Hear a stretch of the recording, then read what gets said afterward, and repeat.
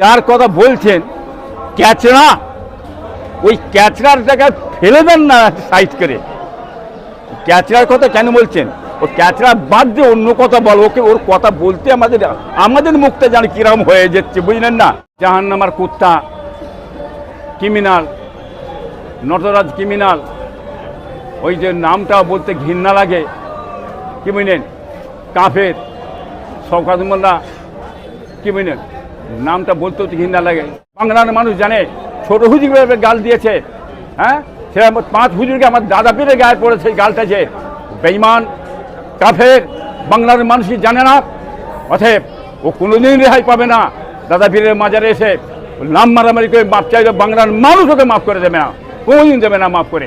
আপনারই ভাই তোহা সিদ্দিকী বলেছেন যে আগামী নির্বাচনে 26-এ শওকত মোল্লা যেমনভাবে মানুষের ওপর নির্যাতন চালিয়েছে ও জিততে পারবে না, কি বলবেন এই বিষয়ে? দেখুন, জিততে পারবে না মানে একটা কথা বলি, মমতা তো হেরে আছে, হ্যাঁ, লজ্জা লাগে না?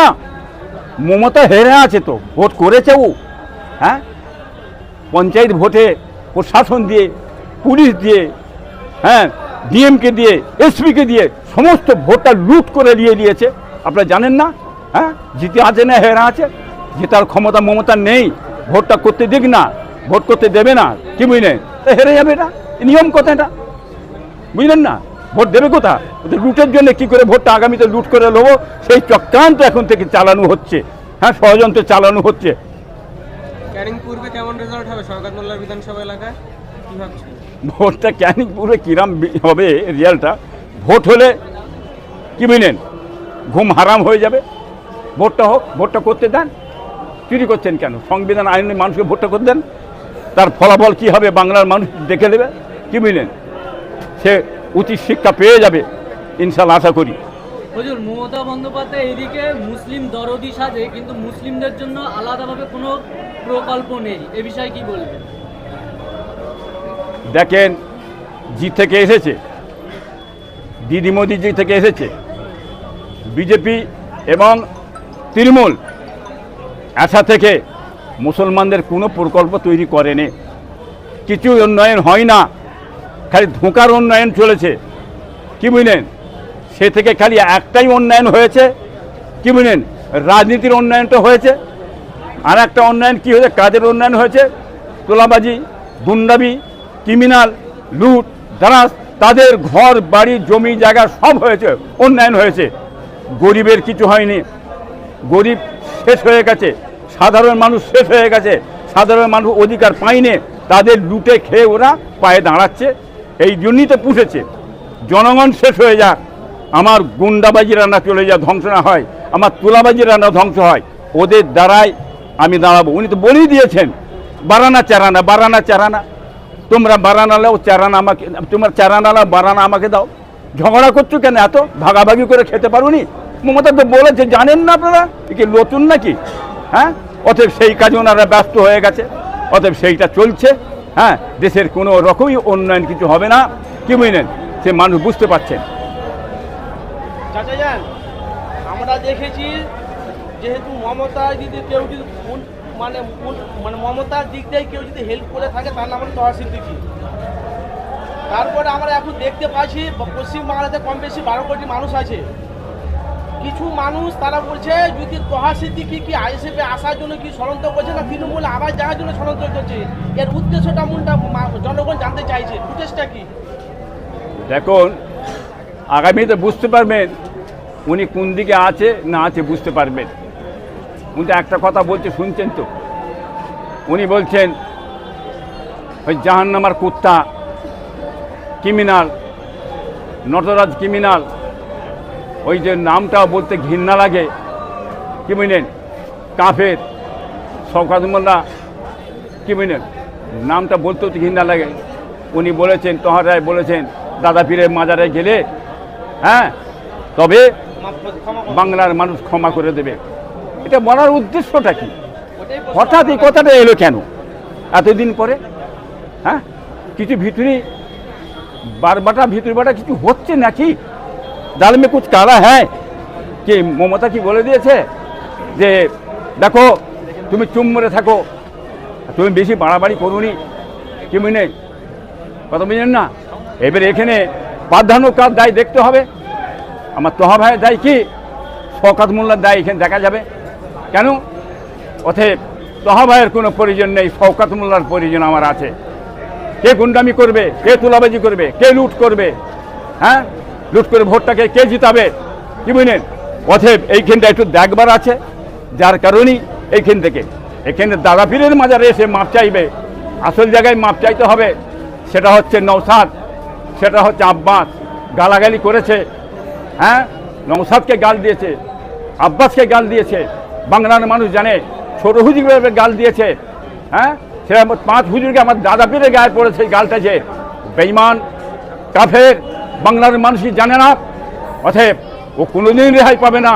দাদা পীরের মাজারে এসে নাম মারামারি করে মাপ চাইলে বাংলার মানুষ ওকে মাফ করে দেবে না, কোনোদিন দেবে না মাফ করে।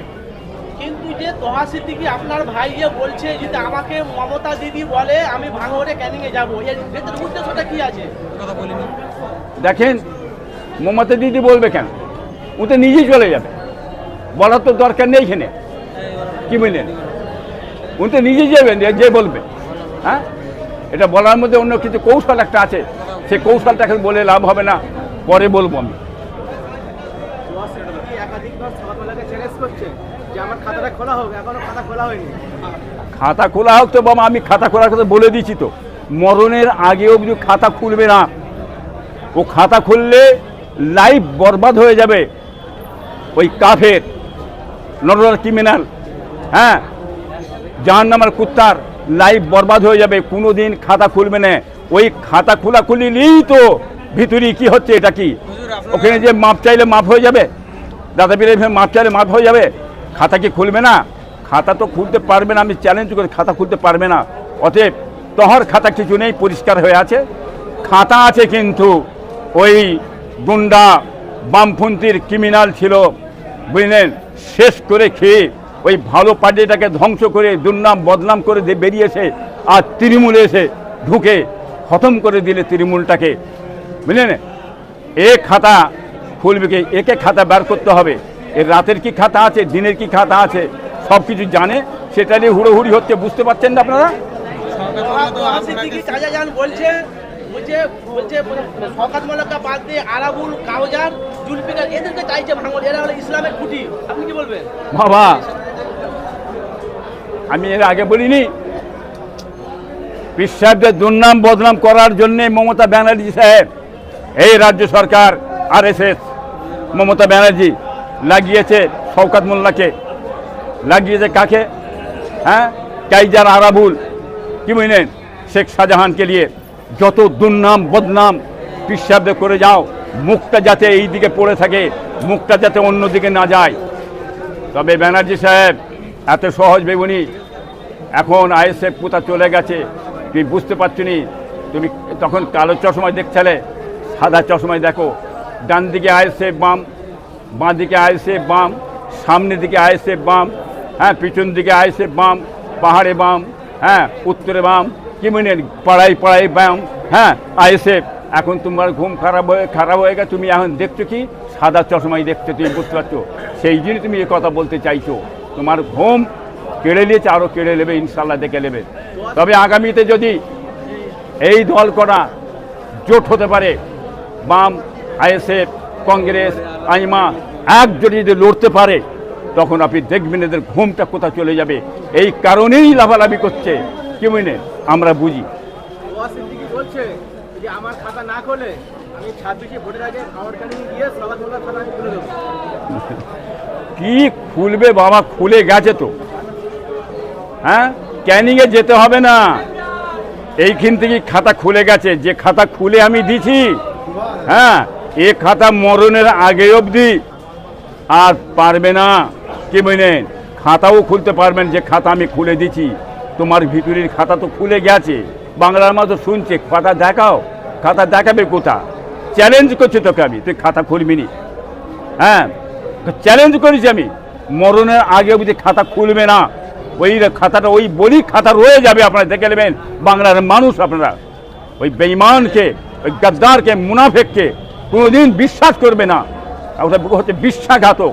ইসলামের বড় একটা দুশ্মন নাই বলে মাথায় টুপি দিয়ে কি বলছে, আপনারা ইসলামকে ধ্বংস করবেন না, ধ্বংস করবেন না, হ্যাঁ খবরদার ক্ষতি করবেন না, আলেম সমাজ এখন, হ্যাঁ আপনারা পায়ে দাঁড়ান, ইসলামের কাজ করুন।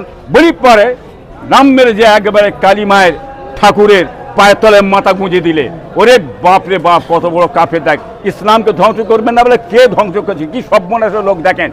আজ আলেমগুলোকে শেষ করে দে তুই।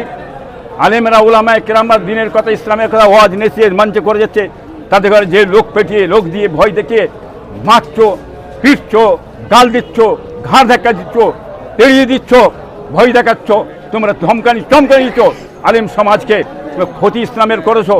হ্যাঁ এটা বাংলার মানুষ জানছে না, এত বড় হিম্মত তোকে দিকে দিয়েছে, এত বড় সাহস তুই কোথাও পেয়েছিস। মুসলমানদের জলসার মাহফিল যে তুই সব কথাবার্তা বলিস, বলার সাহস কে দিয়ে? আগেতে বামফ্রন্ট ছিল, কংগ্রেস ছিল, তারা তুই সব কাজ করে না, অন্যায়টাকে তারা বেলে গেছে। যেমন বুদ্ধদেব ব্যানার্জি সাহেব, বুদ্ধদেব বলেছিল বাবা মাদ্রাসায় আপনার মানে মাদ্রাসায় আপনারা মানে সন্ত্রাস তৈরি হচ্ছে, তার প্রতিবাদ আলিম ওলামা করেছিল, একটা কথা বলেনে, কংগ্রেস বলেনে। আজকে ইনি অকাপ সম্পদে বেশ মেরে লুটে, ওর বাবার সম্পদ, অকাপ মুসলমানদের সম্পদ, আমাদের সমাজ, কওমের সম্পদ, জাতির সমাজ, গরিবের সম্পদ। হ্যাঁ আমরা বলবো, কারা বলবো? তুমি নাম মেরে উঠে মানা করছো, ঝগড়া করছো, লোক গুন্ডা লেগে দিয়ে চিল্লাচিল্লি করছো, এটা বাংলার মানুষ বুঝতে না। তুমি RSS-এর দালাল হয়ে চলছো, হ্যাঁ RSS-এর দালাল, হ্যাঁ ওই মানে জাহান্নামের কুত্তা। RSS যারা এইসব কথাগুলো বলে তৃণমূলের ভিতরে, সব তো RSS-এর দালাল, তৃণমূলের দালাল। কি বলেন? এই দালালদের কথা বিশ্বাস করতে যাবেন না আপনারা, জবাব বাংলার মানুষ আগামীতে দিয়ে দেবে। হুজুর তোহা সিদ্দিকী বলছে যে 100টা কাফেরের থেকে শওকত মোল্লা বেশি ভয়ঙ্কর, এবং ওকে যারা সমর্থন করবে যে সমস্ত ইমামরা, তাদের পিছনে নামাজ হবে কি সন্দেহ হবে? সবচেয়ে বড় কথা হচ্ছে যার কথা বলছেন ক্যাচড়া, ওই ক্যাচড়ার জায়গায় ফেলে দেন না সাইড করে। ক্যাচড়ার কথা কেন বলছেন? ও ক্যাচড়া বাদ দিয়ে অন্য কথা বল, ওকে ওর কথা বলতে আমাদের মুখটা যেন কিরম হয়ে যাচ্ছে, বুঝলেন না? হ্যাঁ অতএব ও অনেক কিছু বলবে, ও বহুত গালাগালি করবে, ও দালাল, কি বুঝলেন, গুন্ডা, কি বুঝলেন, চামচা সব লেগিয়ে পীর সাহেবদের ঘরে অনেক কিছু বলতে শুরু করেছে। ওতে বলে কিছু হবে না পীর সাহেবদের, কথা বুঝলেন না? আসল রূপ ওর বেরিয়ে এসেছে, আরও বেরিয়ে যাবে ইনশাল্লাহ। হুজুর এইদিকে মাদ্রাসা উদ্বোধন করছে, আবার এইদিকে পুজো মণ্ডপ উদ্বোধন করছে, কি বলবেন এই বিষয়ে? আচ্ছা ওর কিছু আছে, আচ্ছা ওর কিছু আছে, ও তো সব জায়গায় গু গোবর সব খায়, ওদিকে হারাম হালাল বলে কিছু আছে নাকি ওর? হ্যাঁ ও এইখানেও যাবে, ওখানেও যাবে। দেখো আমি বিরাট কাজ করছি, বাংলার মানুষ কিন্তু জানে, কি বুঝলেন, এর জবাব তো দিচ্ছে মানুষ, কি বুঝলেন, ওকে চিনতে বাকি নেই। ও কি সর্বনাশ করেছে বাংলা মানুষ জানেন তো নাকি?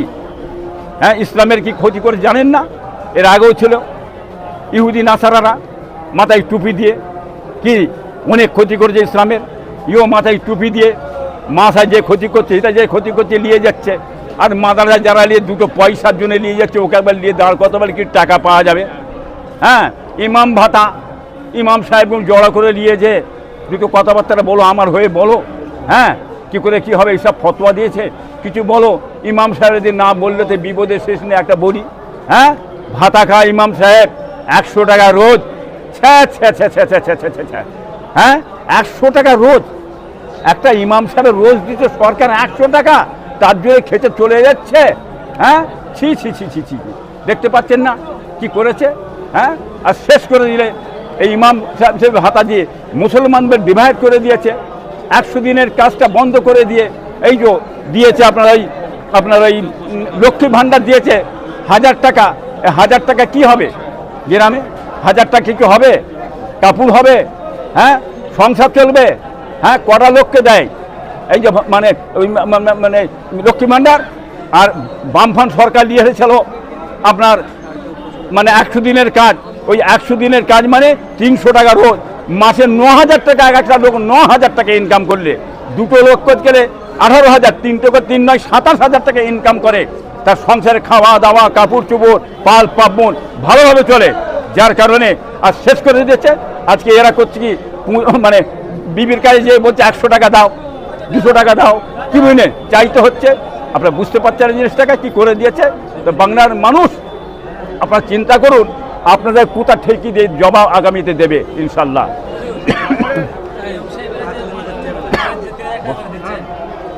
আমাদের একাধিক মুসলিম নেতা হ্যাঁ? নওশাদ সিদ্দিকীর বিরুদ্ধে কথা বলে, তাদেরকেই দেখা গেল এবারে পুজো মণ্ডপে গিয়ে ফিতে কাটছে, প্লাস ঠাকুরের গায়ে ফুল দিচ্ছে মুসলিম নেতা।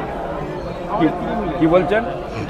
আমাদের একাধিক তৃণমূলের মুসলিম নেতারা যারা নওশাদ সিদ্দিকীর বিরুদ্ধে কথা বলে, তারা এবারে পুজো মণ্ডপ উদ্বোধন করছে, আবার ঠাকুরের গায়ে ফুল ছুটছে। একটা জিনিস মনে রাখবেন, যে সমস্ত মুসলমানরা পার্টিতে দাঁড়িয়ে পুজো মণ্ডপে ফুল ছড়াচ্ছে, পুজো মণ্ডপে যে ফেতে কাটছে, পুজো করছে, তাদের ঈমান আছে কি? তারাও তো ওই কুফুরি কাজে লিপ্ত হয়ে গেল, তারাও কুফুরি কাজে লিপ্ত হয়েছে। মুফতি সাহেবকে জিজ্ঞেস করুন ওরা কোথায় গেছে, কি সর্বনাশ করেছে। হ্যাঁ, কাফের যে হয়ে গেল, ইসলামতে বেরিয়ে গেল, তার জানাজার নামাজটাও পড়া যাবে না, মুসলমানের কবরস্থানে দাফনটাও দেওয়া যাবে না। অতএব এ দেখে কুফুরি কাজে মুসলমান কিছু নেমে গেছে, এদের কাছে সাবধান থাকেন। মসজিদের ইমাম সাহেবেরা যে 3,000 টাকা করে 100 টাকা মাসে 3,000 টাকা দেয়, যে আলেম সমাজ কি বিক্রি হয়ে গেছে তৃণমূলের কাছে? এরা মুখ খুলছে না কেন? কারণটা কি? দেখেন, এদের কৌশলটা ওইটাই। এদের কৌশল হচ্ছে কিছু পয়সা দিয়ে এই ইমাম, মুয়াজ্জিন, মৌলানাদের মুখ বন্ধ করে দেওয়া, কি বুঝলেন, যার কারণে এইসব দিয়ে মুখটা বন্ধ করার জন্যে, যাতে টিএমসিতে থাকে, টিএমসি দালালি করে, কিছু দোবাহান পেয়ে দোবাহান, এই জন্যই এই কাজ করে যাচ্ছে। হ্যাঁ, পয়সা দিয়ে, টাকা দিয়ে রাজনীতি চলছে, এটা কি বাংলার মানুষ বুঝতে পারছে না? হ্যাঁ, আইএসএফ বামপন্থীরা রাজনীতি করে, তার টাকা দিয়ে তো করে না। হ্যাঁ, পয়সা দিয়ে ডাকতে হয় না মিটিংয়ে মিছিলে, ওদের মিটিং মিছিলে পয়সা দিয়ে ডাকছে, এরা মিটিং মিছিল অটোমেটিক লোক সেটা ভরে যাচ্ছে। দেখতে পাচ্ছেন না? বাংলার মানুষ সঠিক জিনিসটা বেছে নেবে, সেই জন্যেই আগামীতে বাংলার মানুষ বামকে চাইছে। বাম কেন বামকে চাইছে? কারণ কি, বামের মধ্যে শিক্ষিত সমাজ আছে, জ্ঞানী আছে, বুদ্ধিজীবী আছে। হ্যাঁ, যার কারণে বামকে চাইছে, সেটা বাংলার মানুষ আপনারা দেখতে পাচ্ছেন। অতএব আগামীতে দেখবেন বাম কীভাবে ঝড়ের মধ্যে আসে, আইএসএফ কীভাবে ঝড়ের মধ্যে আসে, কংগ্রেস কীভাবে আসে। দেখুন, ভোট করতে দেন, ওদের ভোট করতে দেন, ওরা ভোট করতে দেবে না, লুটবে। হ্যাঁ, তোলাবাজি করবে, গুন্ডাবাজি করে, হ্যাঁ, প্রশাসন দিয়ে, পুলিশ দিয়ে এই ভোটটা লুটের ধান্দায় ষড়যন্ত্র এখন থেকে চালু করেছে এই রাজ্য সরকার।